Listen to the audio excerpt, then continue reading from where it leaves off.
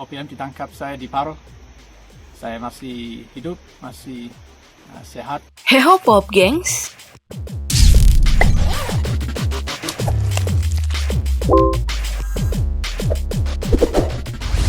OPM will release me after Papua is independent. OPM requests the United Nations to mediate between Papua and Indonesia to work towards Papuan independence. No foreign pilots are permitted to work and fly in Papua until Papua is independent. The rest of my New Zealand family, I love you all very much too. Please try not to worry too much about me. Please also all be strong and patient, and I hope that we can all be together very soon. OPM baru akan melepaskan Philip saat Papua dinyatakan merdeka. Lalu kapan Papua merdeka? Cuma Indonesia, OPM, PBB, dan Tuhan yang tahu. Langkah progresif apa yang akan diambil oleh pemerintah Indonesia? Lalu PBB akan merespon bagaimana? Apa tindakan OPM jika tidak ada kejelasan mengenai permintaannya?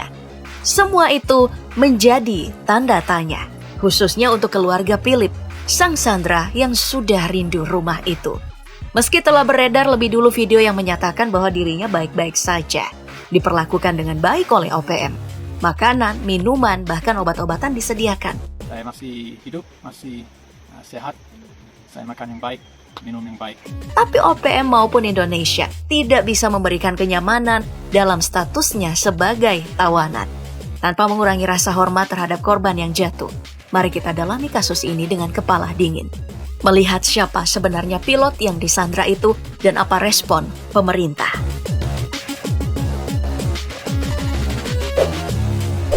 Sebelumnya, kita lihat dulu kronologi penyanderaan yang telah diterbitkan oleh beberapa media. Terhitung hingga video ini digarap, telah 4 bulan Philip berada dalam tahanan OPM.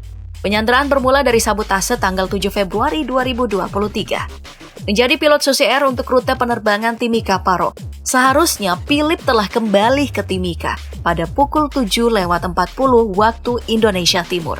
Tapi pilot itu tidak muncul-muncul juga, malahan hilang kontak. Hingga akhirnya 2 jam setelah waktunya kembali, Susi Air yang dikendarainya dengan nomor penerbangan SI9368 mengirimkan sinyal darurat atau Emergency Locator Transmitter atau ELT. Saat perusahaan mengirimkan pesawat lain untuk melihat posisinya, telah ditemukan.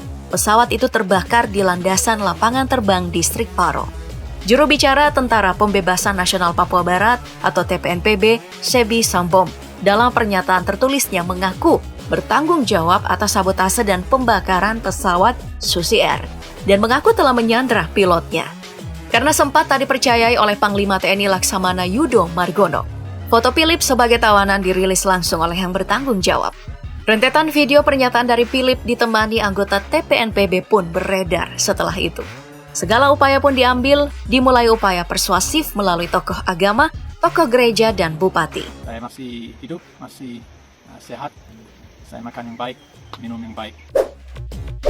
Seperti yang telah disebutkan sebelumnya, pemerintah Indonesia telah melakukan beberapa upaya. Dari yang persuasif, mengajak tokoh masyarakat dan pejabat setempat untuk membantu pemerintah Indonesia bernegosiasi. Negosiasi damai ini disertai dengan proses identifikasi dan pencarian lokasi penyanderaan. Tim nego ini dikoordinasikan oleh Bupati Nduga, Namia Gwijangge. Dengan isi negosiasi tidak bisa diumumkan sampai disepakati. Upaya ini sendiri mungkin belum sampai kata gagal, tapi belum ada hasil. Hingga pergantian 3 pejabat tinggi TNI di Papua oleh Panglima TNI diduga sebagai buntut dari kejadian ini. Tapi dibantah oleh Kepala Pusat Penerangan atau Kapuspen TNI, Laksda Julius Wijojono. Dikatakan bahwa rotasi ini adalah hal biasa di tubuh TNI. Nah, jika negosiasi damai gagal, maka operasi pembebasan tahanan akan dilakukan oleh TNI dan Polri. Tentu saja, ini akan menggunakan senjata. Sedangkan Ibu Susi sebagai pemilik Susi Air sekaligus bos Philip, dikabarkan marah besar, mempertanyakan kesalahan apa yang telah ia lakukan di Papua sampai pilotnya disandra. Lebih marah lagi saat ada pasukan Indonesia yang kena tembak dalam proses negosiasi. Padahal, ia mengaku banyak membantu warga Papua.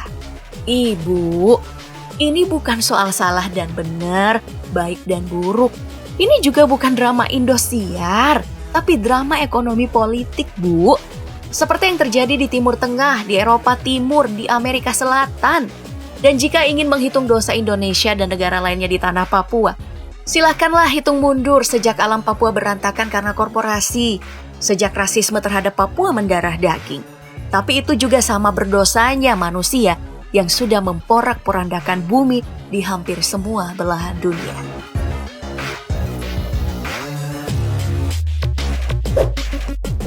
Pilot ini bernama Philip Mark Martin. Di beberapa media menuliskan namanya Philip Mark Mertens. Berkebangsaan Selandia Baru. Tahun 2023, tahun di mana ia disandra. Philip genap berusia 37 tahun. Saat konferensi pers, pemilik Susi Air Susi Pujastuti mengatakan bahwa Philip adalah salah satu pilot terbaiknya sebelum ia resign di tahun 2015 dan pindah bekerja di airline. Tahun 2020 saat pandemi COVID-19 menyerang, Philip kembali ke Susi Air. Total ia telah bekerja di Susi Air selama 10 tahun jika dihitung dari awal sampai saat ia disandra.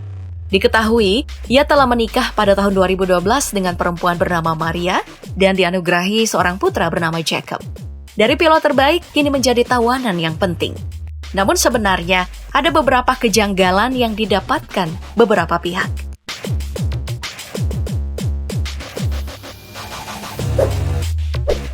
Tapi, di antara kecemasan ini, masih banyak yang meragukan kejadian ini sebagai hal yang perlu diseriusi. Media ini, dan ini mengangkat ulasan atas kejanggalan-kejanggalan yang mereka dapatkan. Seperti tidak adanya tuntutan dari keluarga Philip hingga bulan Maret. Padahal, video dan fotonya sebagai tawanan udah beredar mendunia. Lalu, adanya dugaan pelanggaran jalur penerbangan pesawat yang dikendalikan oleh Philip. Seharusnya, pesawatnya mendarat di tempat lain di Nduga, bukannya di Paro yang jauh dari jangkauan pasukan TNI. Apalagi telah banyak pilot yang ragu terbang di lintasan ini. Kemudian, karena kasus ini banyak pihak yang mendesak dilakukannya operasi militer. Karena jika kasus ini pelakunya adalah kelompok kriminal bersenjata atau KKB, istilah yang digunakan oleh Indonesia sendiri, maka Polri dan Kemenkumhamlah yang bertanggung jawab untuk menyelesaikannya. Kejanggalan yang beredar hebat di media online mendorong warga berpikiran lebih jauh bahwa bisa jadi Philip ini adalah orang susupan untuk kepentingan satu negara atau kelompok. Entah itu dari Selandia Baru demi disorot dunia, atau dari OPM agar kembali didengarkan keinginan merdekanya, atau bahkan dari Indonesia sendiri demi memperkuat lagi militer di ranah sipil.